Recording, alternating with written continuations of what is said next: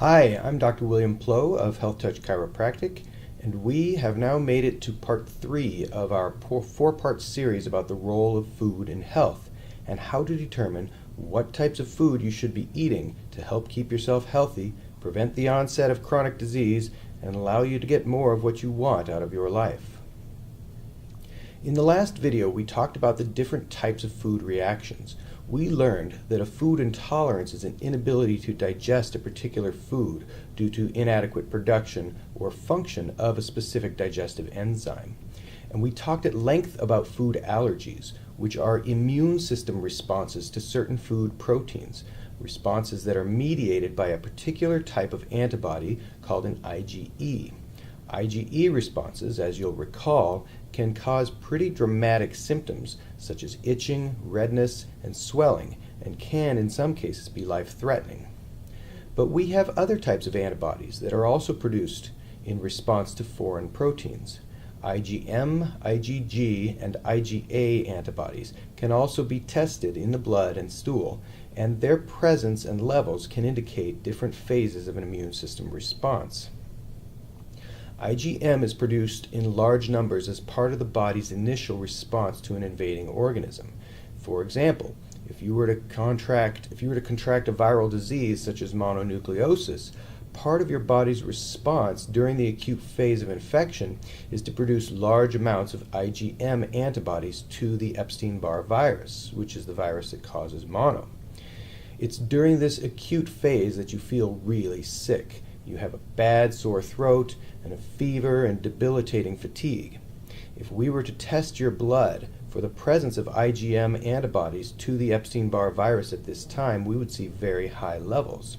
And that is how mono is typically diagnosed.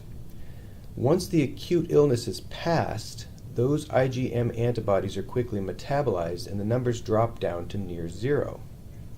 Now, in addition to IgM, the body also makes antibodies called IgG that are part of how your immune system remembers how to respond to an infection that you've had before. IgG antibodies persist in your body basically for the rest of your life. And that's why once you've had mono, you won't get it again. The next time that Epstein-Barr virus attempts to invade you, your IgG antibodies will destroy it.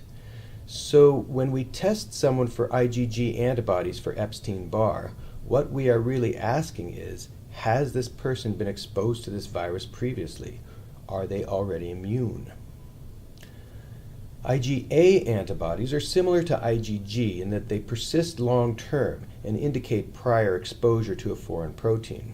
IgA antibodies are present in the blood like IgG, but they are more associated with the secretions of the mucous membrane, such as in the gut.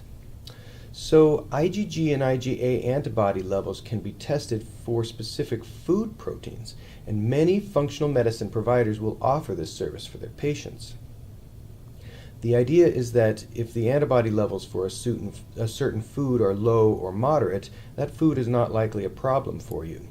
But if the IgG and or IgA antibodies for a certain food are high, that indicates an inflammatory response. That food is causing you to be inflamed. We call this a food sensitivity, and it's not the same as a food allergy. Recall, with a food allergy, the response is immediate and often dramatic. Your skin itches all over and you feel hot and your face swells up. But with food sensitivities, the reaction is often more gradual and subtle and may include symptoms such as fatigue, headache, muscle soreness, depressed mood, or mental fogginess that may come on hours after having eaten that food. When you eat foods that you're sensitive to, you will have an increase in inflammation all over your body. We call this systemic inflammation. So for individuals with inflammatory conditions, food IgG and IgA testing can be part of a management strategy to help reduce systemic inflammation and thereby reduce their symptoms and hopefully the long-term impacts of that condition on their overall health. But every test has a margin of error, meaning the test can be wrong, and food sensitivity testing is no exception. We use tests to identify conditions through that process called diagnosis. But no test is perfect. Sometimes a person may not have the condition, but the test says they do. That's called a false positive. It's a positive test, but it's wrong because you don't have the condition that it's testing for. Other times a person may actually have the condition, but the test says they don't. That's called a false negative. For a test to be useful, you don't want to have too many false positives or false negatives. And that's my primary concern with IgG and IgA testing for food sensitivities. There are too many false negatives. Remember, the immune system has other methods for dealing with invaders besides antibody production. As we learned in the first video of this series, we also have cell-mediated immune responses, and these don't involve antibodies, so they can't be detected on IgG or IgA food sensitivity tests.